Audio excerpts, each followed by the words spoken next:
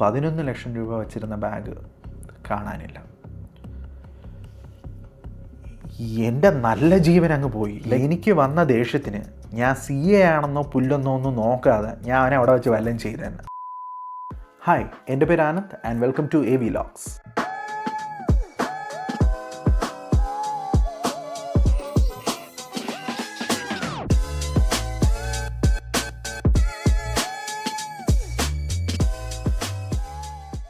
So ഇന്ന് നമ്മൾ സംസാരിക്കാൻ പോകുന്നത് എൻ്റെ ആർട്ടിക്കിൾഷിപ്പ് ഡേയ്സിനെ കുറിച്ചാണ്. സോ കഴിഞ്ഞ എപ്പിസോഡിൽ പറഞ്ഞ പോലെ IPCC ഗ്രൂപ്പ് 1 ഞാൻ പാസ്സായി. ഇനി അടുത്തത് ആർട്ടിക്കിൾഷിപ്പ് എന്ന് പറഞ്ഞു കഴിഞ്ഞാൽ നമ്മുടെ ഒരു ഇൻറ്റേൺഷിപ്പ് പോലെ. ആർട്ടിക്കിൾഷിപ്പ് മൊത്തം 3 വർഷമുണ്ട്. ഈ 3 വർഷം കംപ്ലീറ്റ് ചെയ്ത എൻ്റെ സർട്ടിഫിക്കറ്റ് പ്ലസ് IPCC ലെവൽ മൊത്തത്തിൽ, അതായത് ഗ്രൂപ്പ് 1ഉം ഗ്രൂപ്പ് 2ഉം പാസ്സായതും കൂടെ ചേർത്താലേ നമുക്ക് CA ഫൈനൽ അറ്റൻഡ് ചെയ്യാൻ പറ്റത്തുള്ളൂ. അങ്ങനെ മെയ് 2013 ഞാൻ ഗ്രൂപ്പ് 1 എഴുതി.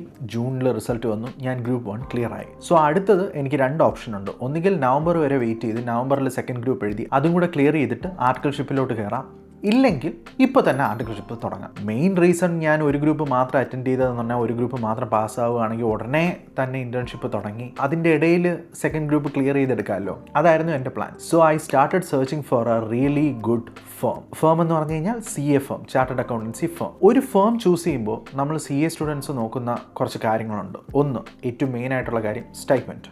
നമുക്ക് സാലറി ഇല്ല, സ്റ്റൈപ്പൻഡേ ഉള്ളൂ. അപ്പം കുഴപ്പമില്ലാത്തൊരു സ്റ്റൈപ്പൻഡ് കിട്ടണം. 2, നല്ല വർക്കിംഗ് അറ്റ്മോസ്ഫിയർ ആയിരിക്കണം. 3, നമ്മൾ കൂടുതലും CA കോഴ്സസിൽ ഇപ്പോൾ IPCC ആയാലും CPT ആയാലും ഫൈനലായാലും പ്രാക്ടിക്കൽ നോളേജ് കുറവാണ്. നമ്മൾ തിയറി നോളജാണ് കൂടുതലും പഠിക്കുന്നത്. അപ്പോൾ പ്രാക്ടിക്കൽ നോളേജും സ്കില്ലും എക്സ്പീരിയൻസും എല്ലാം കിട്ടുന്നത് ഈ 3 വർഷത്തെ ആർട്ടിക്കിൾഷിപ്പിൽ കൂടെയാണ്. പക്ഷേ ഈ പറഞ്ഞ കാര്യങ്ങളെല്ലാം ഒത്തു വന്നാലും ഒത്തു വരേണ്ട ഒരു മെയിൻ കാര്യമുണ്ട്. നമ്മൾ ചൂസ് ചെയ്യുന്ന ഫേമിൽ വേക്കൻസി ഉണ്ടായിരിക്കണം. സോ ലേറ്റ് ജൂണിലാണ് എനിക്ക് റിസൾട്ട് വന്നത്. സോ എൻ്റെ മനസ്സിൽ ഞാനൊരു ടാർഗറ്റ് വെച്ചിരുന്നു. ഓഗസ്റ്റ് ഫസ്റ്റ് വീക്കിന് മുമ്പ് നല്ലൊരു ആർട്ടിക്കിൾഷിപ്പ് ഫേം കണ്ടുപിടിച്ച് കയറിയേ പറ്റത്തുള്ളൂ. എനിക്ക് പരിചയമുള്ള എൻ്റെ ഫ്രണ്ട്സ്, പിന്നെ എൻ്റെ CA ടീച്ചേഴ്സ്, എൻ്റെ CAയിലുള്ള സീനിയേഴ്സ് എല്ലാവരുടെ അടുത്തും ചോദിച്ചു ഏതെങ്കിലും ഒരു ഫോമിൽ വേക്കൻസി ഉണ്ടോ എന്നുള്ളത്. അങ്ങനെ എൻ്റെ ഫ്രണ്ട്, അതായത് CA ഫ്രണ്ട് അല്ല, എൻ്റെ സ്കൂളിൽ കൂടെ പഠിച്ച ഒരു ഫ്രണ്ട്, അവൻ്റെ ഒരു റിലേറ്റീവിൻ്റെ ഒരു ഫേമിൽ ഇങ്ങനെ വേക്കൻസി ഉണ്ട്, നീ ഒന്ന് പോയി അന്വേഷിച്ച് നോക്കുമെന്ന് പറഞ്ഞു. ഞാൻ ഉടനെ തന്നെ പോയി എൻ്റെ റെസ്യൂമെ ഇട്ടു. അവിടുത്തെ ചാർട്ടേഡ് അക്കൗണ്ടൻറ്റിനെ പോയി പരിചയപ്പെട്ടു. ഒരു ചെറിയ ഇൻഫർമേഷൻ, ഒരു ഫേമിൽ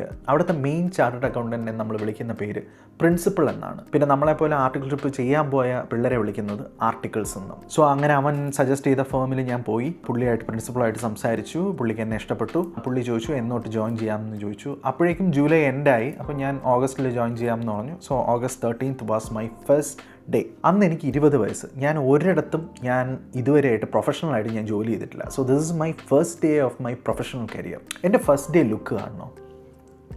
കണ്ടില്ലേ, കുറിയൊക്കെ അടിച്ച് ഇൻഷർട്ടൊക്കെ ചെയ്ത് മൊത്തത്തിൽ ഒരു അമ്പി ലുക്കിലാണ് ഞാൻ ഫസ്റ്റ് ഡേ ഓഫീസിൽ പോകുന്നത്. സോ അങ്ങനെ ജോലിക്ക് ജോയിൻ ചെയ്തു.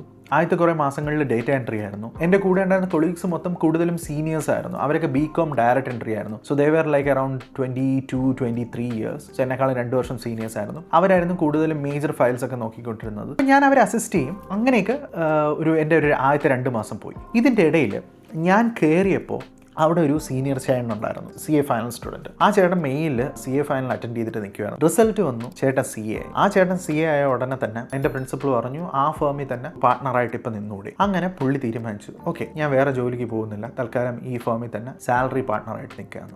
That decision screwed my life. ഞാൻ പോയ ആ ഫേമിൻ്റെ പ്രത്യേകത എന്ന് പറഞ്ഞു കഴിഞ്ഞാൽ എൻ്റെ പ്രിൻസിപ്പൾ അങ്ങനെയൊന്നും ഓഫീസിൽ വരാറില്ല. അപ്പോൾ കൂടുതലും കൺട്രോൾ ചെയ്തുകൊണ്ടിരുന്നത് ഈ പുതിയ CA പാസ്സായ ആ പുള്ളിയാണ്. ആ പുള്ളി എന്ന് പറഞ്ഞു കഴിഞ്ഞാൽ the most toxic manager I ever had in my life. എൻ്റെ ദൈവമേ, he made my life into a living hell. തൊട്ടതിനും പിടിച്ചതിനും ഒക്കെ മൈക്രോ മാനേജിങ്. ഒരു ചെറിയൊരു എക്സാമ്പിൾ ഞാൻ പറഞ്ഞുതരാം. 9 to 5 ആണ് നമുക്ക് സാധാരണ പണി. എനിക്കറിയാം ഇതൊരു ഗവൺമെൻറ് ജോബല്ല. ചില സമയങ്ങളിൽ നമുക്ക് ലേറ്റ് ആയിട്ടൊക്കെ ഇരിക്കേണ്ടി വരും.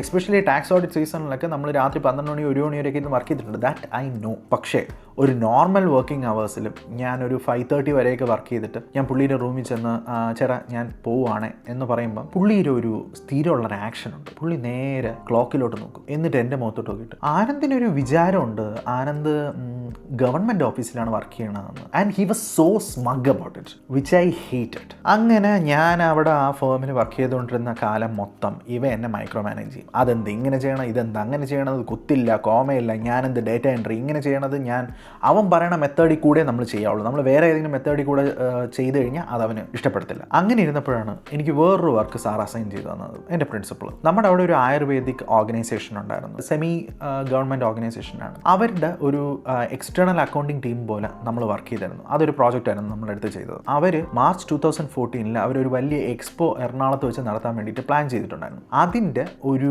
എക്സ്റ്റേണൽ അക്കൗണ്ട്സ് ടീമായിട്ട് നമ്മൾ വർക്ക് ചെയ്യുന്നുണ്ട്. അപ്പോൾ ഇതിന് വേണ്ടിയിട്ടുള്ള പ്രിപ്പറേഷൻസൊക്കെ അവർ മന്ത്സ് മുമ്പേ തുടങ്ങും. അപ്പോൾ അതിന് അസിസ്റ്റ് ചെയ്യാനും, ചുരുക്കം പറഞ്ഞു കഴിഞ്ഞാൽ അവരുടെ ഓഫീസിൽ പോയിരിക്കണം, അവരുടെ അക്കൗണ്ട്സ് ചെയ്യണം, അവരുടെ പെറ്റി ക്യാഷ് ഹാൻഡിൽ ചെയ്യണം. ഇതൊക്കെയായിരുന്നു എൻ്റെ പണി. അപ്പോൾ എന്നെയും എൻ്റെ വേറൊരു സീനിയറിനെയും കൂടെ ഇതിന് അസൈൻ ചെയ്തു. Best work ever. Because semi government organisation ആയതുകൊണ്ടാണോ എന്ന് എനിക്കറിയത്തില്ല, അവിടുത്തെ വർക്കേഴ്സ് എല്ലാം വരുന്നത് ഒരു 9:30, 10 ആകുമ്പോഴേ എത്തുള്ളൂ. നമ്മുടെ വർക്ക് ടൈം എന്ന് പറഞ്ഞു കഴിഞ്ഞാൽ 9 to 5 ആണ്. ഇവർ 9:30, 10 ആകുമ്പോൾ വരും. 4:30 ആകുമ്പോൾ അവർ വീട്ടിൽ പോകും. സോ നമ്മളും അതേ വർക്ക് ഷെഡ്യൂളാണ് ഫോളോ ചെയ്തുകൊണ്ടിരുന്നത്. നമുക്ക് പെട്രോൾ അലവൻസ് കിട്ടുമായിരുന്നു, നമ്മുടെ ഫുഡ് അലവൻസ് കിട്ടുമായിരുന്നു. എൻ്റെ കൂടെ വന്ന സീനിയർ കൂടുതൽ പണി ചെയ്യുമായിരുന്നു, ലൈക്ക് TDSും അതുപോലത്തുള്ള കാര്യങ്ങൾ. ഞാൻ പ്യുവർലി ഡേറ്റ എൻട്രി ആയിരുന്നു, because at that point I was new to this role. അങ്ങനെ മാസങ്ങളോളം ഞാൻ ഈ പ്രോജക്റ്റിൻ്റെ പുറകെയായിരുന്നു. അത് കഴിഞ്ഞപ്പം എക്സ്പോയുടെ ഡേയ്സ് അടുത്ത് വരാറായി. സോ നമ്മുടെ ഈ പാർട്ട്ണർ CA ഉണ്ടല്ലോ, പുതിയ CA നമ്മളെല്ലാവരെയും ഓഫീസിലോട്ട് തിരിച്ചു വിളിച്ചു. എന്നിട്ട് പറഞ്ഞു, ഇനി ഈ പ്രോജക്റ്റ് കണ്ടിന്യൂ ചെയ്യാൻ പോകുന്നത് എറണാകുളത്ത് വെച്ചായിരിക്കും. നമ്മൾ ആ എക്സ്പോ നടക്കുന്ന 3 ദിവസവും നമ്മൾ അവരുടെ കൂടെ തന്നെ അവിടെ കാണും, അവരുടെ ക്യാഷ് മാനേജ് ചെയ്യാനും എല്ലാത്തിനും കൂടെ. അതിനൊരു 2 ദിവസം മുമ്പ് നമ്മൾ പോകും പ്രിപ്പറേഷന് വേണ്ടിയിട്ട്. പിന്നെ എക്സ്പോ കഴിഞ്ഞ് ഒരു ദിവസം കൂടെ അവിടെ ഉണ്ടാവും. സോ ടോട്ടൽ ഒരു 6 ദിവസമെങ്കിലും നമ്മൾ എറണാകുളത്ത് സ്പെൻഡ് ചെയ്യേണ്ടി വരും. എന്നെ സംബന്ധിച്ച് ട്രിവാൻഡ്രം വിട്ട് വേറെ എവിടെയെങ്കിലും പോയി വർക്ക് ചെയ്യാൻ എനിക്ക് ഒട്ടും താല്പര്യമില്ല. ഐ ഗെറ്റ് ഹോം സിക്ക് എ ലോട്ട്. പിന്നെ ഞാൻ വിചാരിച്ചു ഇതൊക്കെ എല്ലാം ഒരു എക്സ്പീരിയൻസ്, പോയി കളയാം. 6 ദിവസം പ്ലസ് ഒരു ദിവസം ഒരു ബഫർ, എല്ലാം കൂടെ ഒരു 7 ദിവസം കൊണ്ട് എല്ലാം തീരുമല്ലോ, നമുക്ക് തിരിച്ചു വരാം. അങ്ങനെ നമ്മൾ എറണാകുളത്തേക്ക് പോയി. സോ എക്സ്പോ തുടങ്ങുന്നതിന് ഒരു 2 ദിവസം മുമ്പ് നമ്മൾ അവിടെ എത്തി. കുറേ ഡേറ്റ എൻട്രി ഉണ്ടായിരുന്നു, TDS എൻട്രീസ്, ഒരുപാട് വർക്ക് ലോഡ് ഉണ്ടായിരുന്നു. എക്സ്പോയുടെ തലേ ദിവസം നമ്മളവിടെ വരികയാണ്. നമുക്ക് വേണ്ടിയിട്ട് വെളിയിൽ ഒറ്റയ്ക്ക് ഒരു ടെൻറ്റ് തന്നെ അവർ പ്രിപ്പയർ ചെയ്ത് തന്നു. ഇവർക്ക് ഒരുപാട് എക്സ്പെൻസസ് ഉണ്ട്. ഈ എക്സ്പോ നടക്കുന്ന 3 ദിവസവും എല്ലാം നമ്മൾ ക്യാഷായിട്ട് വേണം കൊടുക്കാൻ. സോ പെറ്റി ക്യാഷ് എന്നുള്ളത് എൻ്റെ കയ്യിലുണ്ടായിരുന്ന ഒരു 10,000 to 20,000 റുപ്പീസ് എന്നുള്ളത് മാറി അത് ലക്ഷങ്ങളിലായി. സോ എനിക്കിപ്പോഴും ഓർമ്മയുണ്ട്, എക്സ്പോയുടെ തലേ ദിവസം വൈകുന്നേരം 6 മണി സമയമായപ്പം നമ്മുടെ കയ്യിൽ ക്യാഷ് ഇല്ല. ബിക്കോസ് തീർന്ന് വരികയാണ്. അരമണിക്കൂർ കഴിഞ്ഞ് കഴിഞ്ഞാൽ ജനറേറ്റർ ഓപ്പറേറ്റ് ചെയ്യുന്ന ആൾ വന്നിട്ട് ഡീസൽ വാങ്ങിക്കാൻ നമ്മുടെ കയ്യിൽ നിന്ന് 2 ലക്ഷം രൂപ എങ്ങാണ്ട് വാങ്ങിച്ചുകൊണ്ട് പോകും. അതിനുള്ള പൈസ ഇല്ല. അപ്പം ഞാനിങ്ങനെ പുതിയ CA-കാരനെ വിളിച്ച് സംസാരിക്കുന്നുണ്ട്. ആ പുള്ളി പറഞ്ഞു, ലൈക്ക് ഇങ്ങനെ ഞാൻ ഈ ഓർഗനൈസേഷൻ്റെ ആൾക്കാരെ വിളിച്ചിട്ടുണ്ട്. അപ്പോൾ ഈ സ്റ്റാൾ ഇട്ടിരിക്കുന്ന ഒരു വലിയ കമ്പനിയുണ്ട്, ആ കമ്പനി നമുക്ക് ക്യാഷായിട്ട്, ലിക്വിഡ് ക്യാഷായിട്ട് കൊണ്ടുവരും. ആ ലിക്വിഡ് ക്യാഷ് എന്ന് പറഞ്ഞാൽ ഓൾമോസ്റ്റ് ഒരു 10 to 11 lakhs ആയിരുന്നു അവർ കൊണ്ടു തന്നത്. ഈ പുതിയ CA-കാരൻ എന്നെ ഇടയ്ക്കിടയ്ക്ക് പേടിപ്പിക്കുന്നുണ്ട്, ഇടയിൽ സൂക്ഷിച്ചു വെച്ചോണം, 11 ലക്ഷം രൂപ ക്യാഷാണ്. ഞാൻ അതാണെങ്കിൽ ഇങ്ങനെ മറ്റേ അമ്മ കൊച്ചിനെ പിടിക്കും പോലെ എൻ്റെ ബാഗിൻ്റെ അകത്ത് വെച്ചിട്ട് ഞാൻ അതും കൊണ്ടിങ്ങനെ നടക്കുകയാണ്, മറ്റേ നിധി കാക്കുന്ന ഭൂതത്താനെ പോലെ. പിന്നെ ഒരു 6 മണി 7 മണിയായപ്പം ഈ ജനറേറ്റർ ഓപ്പറേറ്റ് ചെയ്യുന്ന ആൾ വന്നു. അയാൾക്ക് ഡീസലിനുള്ള പൈസ കൊടുത്തു 2 ലക്ഷം രൂപ. സോ ബാക്കി ഏകദേശം ഒരു 9-9.5 ലക്ഷം രൂപ എൻ്റെ ഇരിപ്പുണ്ട്. അതും വെച്ചുകൊണ്ട്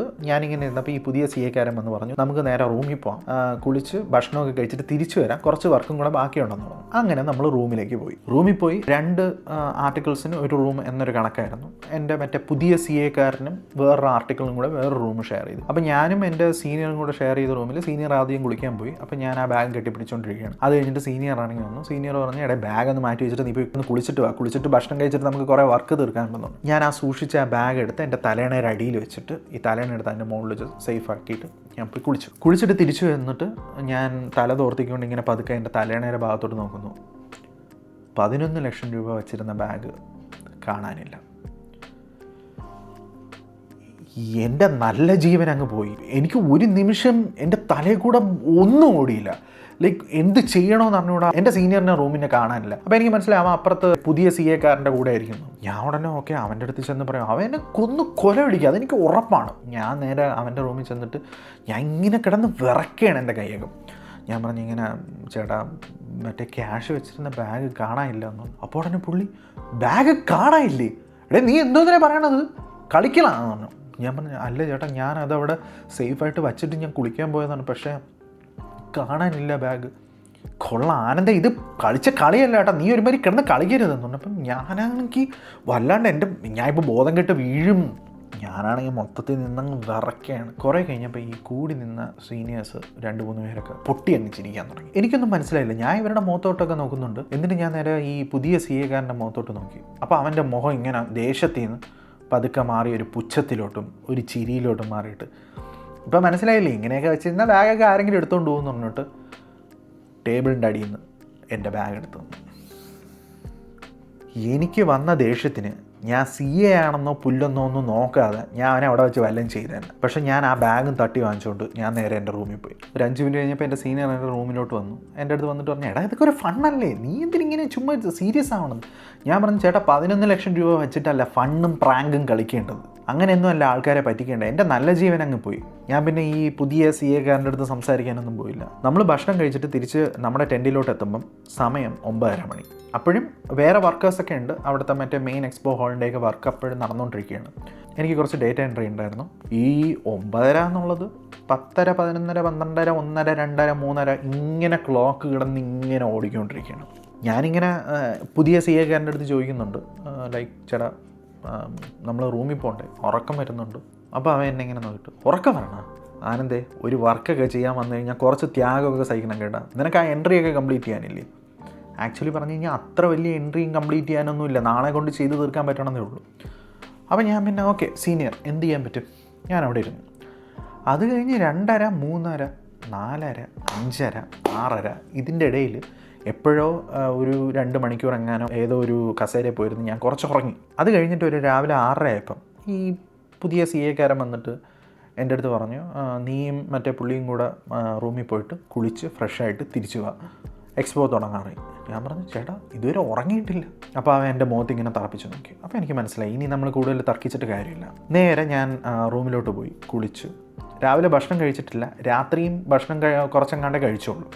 രാവിലെ ഭക്ഷണം കഴിക്കാൻ സമയമില്ല, ബിക്കോസ് 7 മണിക്ക് 8 മണിക്കാണ് ഉദ്ഘാടനം. അപ്പോൾ അത് കഴിഞ്ഞ് ഞാൻ ടെൻറ്റിൽ വന്ന് കുളിച്ച് കഴിഞ്ഞപ്പോൾ കുറച്ചൊരു ഫ്രഷ്നെസ് വന്നു. പക്ഷേ കുറേ നേരം ഇരുന്ന് പിന്നെയും വർക്ക് ചെയ്ത് കഴിഞ്ഞപ്പോൾ എനിക്ക് തലയൊക്കെ കറങ്ങി ഒന്നും രജിസ്റ്റർ ആവാത്തത് പോലത്തെ ഒരു ട്രാൻസ് സ്റ്റേറ്റിൽ ആയി. അപ്പോഴേക്കും ഞാൻ ഉറങ്ങിയിട്ട് ഏകദേശം ഒരു 26 മണിക്കൂറായി. അതിൻ്റെ ഇടയ്ക്ക് എപ്പോഴും 2-3 മണിക്കൂർ ഉറങ്ങിയതല്ലാതെ ഞാൻ സ്ട്രൈറ്റ് അവേ ഉറങ്ങിയിട്ട് 26 മണിക്കൂറായി. എല്ലാം ഈ പുതിയ CA കാരൻ്റെ തീരുമാനമാണ്. അവൻ പറയുമ്പോൾ നമ്മൾ ഭക്ഷണം കഴിക്കണം, അവൻ പറയുമ്പോൾ നമ്മൾ കിടന്നുറങ്ങണം, അവൻ പറയുമ്പോൾ നമ്മൾ എല്ലാം ചെയ്യണം. അപ്പോൾ അവിടെ അങ്ങനെ ഇരുന്ന് കുറേ കഴിഞ്ഞപ്പം എനിക്കിങ്ങനെ പതുക്കെ തലയൊക്കെ കറങ്ങാൻ തുടങ്ങി. അപ്പോൾ എനിക്ക് മനസ്സിലായി ലോ പ്രഷർ അടിച്ചു തുടങ്ങി. ഇനി കുറേ കഴിയുമ്പോൾ എനിക്കൊരു ബോധം ഉണ്ടാവില്ല, ഞാൻ വീഴുന്നു, ഒരുമാതിരി തലയൊക്കെ കറങ്ങുന്നു മൊത്തത്തിൽ. അപ്പം ഞാൻ എൻ്റെ പുതിയ CA കാരൻ്റെ അടുത്തെന്ന് പറഞ്ഞു.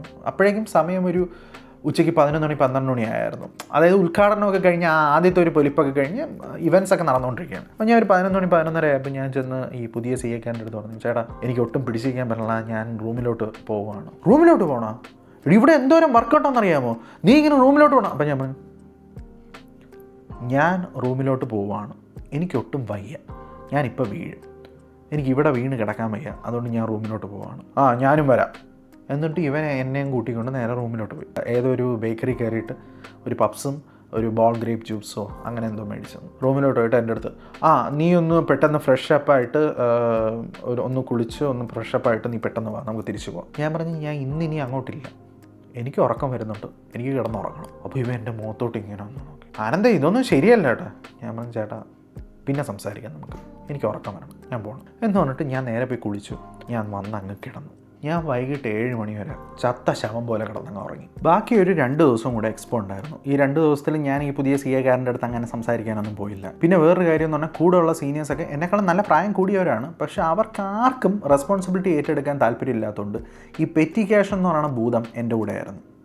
അതും കെട്ടിപ്പിടിച്ചുകൊണ്ട് സദാസമയം ഇരിക്കുക. അതുകൊണ്ട് എനിക്ക് അക്കൗണ്ട്സ് ടെൻഡിൽ നിന്ന് ഇടം വലം തിരിയാൻ പറ്റിയിട്ടില്ല. അങ്ങനെ എക്സ്പോ കഴിഞ്ഞിട്ട് എൻ്റെ അടുത്ത് ആദ്യം പറഞ്ഞിരുന്നത് ഒരു ദിവസം കൂടെ അവിടെ നിൽക്കണമെന്നാണ്. കുറച്ച് അക്കൗണ്ട്സിൻ്റെ ഫൈനൽ വർക്കൊക്കെ അവിടെ ഉണ്ടായിരുന്നു. ഇതൊക്കെ നാട്ടിൽ കൊണ്ടുവച്ച് ചെയ്യാൻ പറ്റുന്ന വർക്കേ ഉള്ളൂ, അവിടെ ഇരുന്ന് തന്നെ ചെയ്യണമെന്നില്ല. എക്സ്പോ ഒക്കെ കഴിഞ്ഞ് അവരെല്ലാം പൊടിയും തട്ടിപ്പോയി, നമ്മൾ മാത്രമാണ് ഇപ്പോഴും എറണാകുളത്ത് നിൽക്കുന്നത്. ഈ ഒരു ദിവസം എന്നുള്ളത് 2 ദിവസമായി. 2ാമത്തെ ദിവസമായപ്പോൾ ഞാൻ പറഞ്ഞു, ചേട്ടാ എനിക്ക് വീട്ടിൽ പോകണം.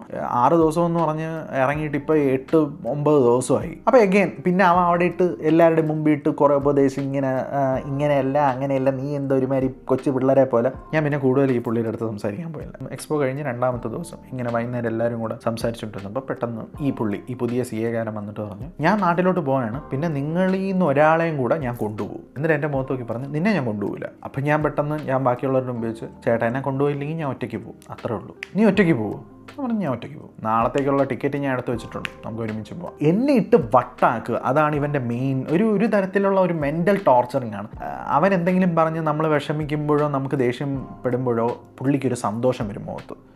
ഒരു വൃത്തിയായിട്ട സാഡിസ്റ്റിക് മനോഭാവമാണ്. തിരിച്ച് നാട്ടിലെത്തും സമയം 2 മണി 3 മണി പുലർച്ചെ. ബസ് സ്റ്റാൻഡിൽ വെച്ചിട്ട് പുള്ളി പറയാണ്, അപ്പോൾ ആനന്ദ് ഒരു കാര്യം ചെയ്യ്, പോയി കിടന്ന് ഉറങ്ങിയിട്ട് രാവിലെ കുളിച്ചിട്ട് നേരെ ഓഫീസിലോട്ട് വാ, നമുക്ക് അവിടെ വെച്ച് വർക്ക് ചെയ്യാം. ഞാൻ പറഞ്ഞ എൻ്റെ പൊന്നു ചേട്ടാ, ഞാൻ 2 ദിവസത്തേക്ക് ഓഫീസിലോട്ടില്ല, ഇനി നമുക്ക് തിങ്കളാഴ്ച കാണാം. ഇനി നടന്ന കാര്യങ്ങൾ ഞാൻ കുറച്ച് ഫാസ്റ്റ് ട്രാക്കായിട്ട് പറഞ്ഞുതരാം. അങ്ങനെ ഏകദേശം 1 വർഷം തികയാറായപ്പം എനിക്ക് മനസ്സിലായി ഈ ഫേമിൽ നിന്ന് കഴിഞ്ഞാൽ എൻ്റെ മെൻ്റൽ സ്റ്റെബിലിറ്റി പോകുന്നതല്ലാതെ എനിക്കതുകൊണ്ട് ഒരു ഗുണം ഉണ്ടാവില്ല. അപ്പം ഞാൻ എന്ത് ചെയ്തു, ഞാൻ വേറെ ഫേംസിൽ അന്വേഷിക്കാൻ തുടങ്ങി, അവിടെ വേക്കൻസീസ് ഉണ്ടോ എന്നൊക്കെ പറഞ്ഞു. ഇങ്ങനെ ഞാൻ അന്വേഷിച്ച ഒരു ഫേമിൻ്റെ എൻ്റെ പ്രിൻസിപ്പളുമായിട്ട് സംസാരിച്ചു. അങ്ങനെ അതൊരു വലിയ പ്രശ്നമായി. എൻ്റെ പ്രിൻസിപ്പൾ എന്നെയും അച്ഛനെയും വിളിച്ചിട്ട് സംസാരിച്ചു, ഇങ്ങനെ ആനന്ദ് വേറെ ഫേമിലൊക്കെ വേക്കൻസി ഉണ്ടെന്ന് തപ്പുന്നത് ഞാൻ അറിഞ്ഞു, അതൊക്കെ മോശമാണ്, ഞാനിവിടെ ആനന്ദിനെ പൊന്നുപോലല്ലേ നോക്കുന്നത്.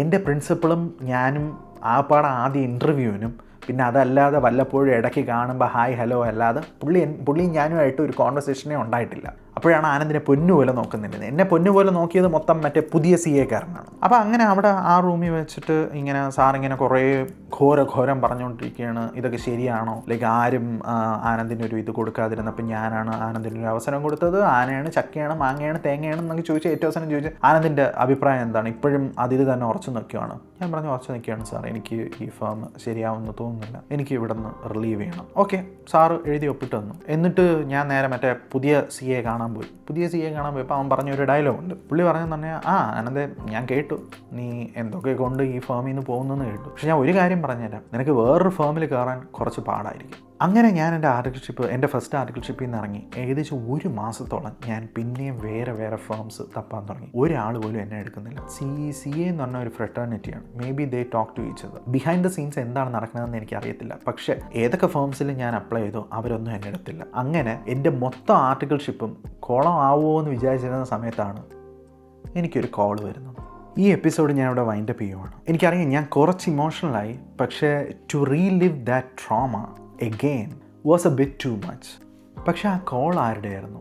ആ കോള് എങ്ങനെ എൻ്റെ പിന്നെയുള്ള ആർട്ടിക്കിൾഷിപ്പ് ജീവിതം മൊത്തത്തിൽ മാറ്റിമറിച്ചു എന്നുള്ളതിനെക്കുറിച്ച് നമുക്ക് അടുത്ത എപ്പിസോഡിൽ സംസാരിക്കാം. And this is Anand signing off.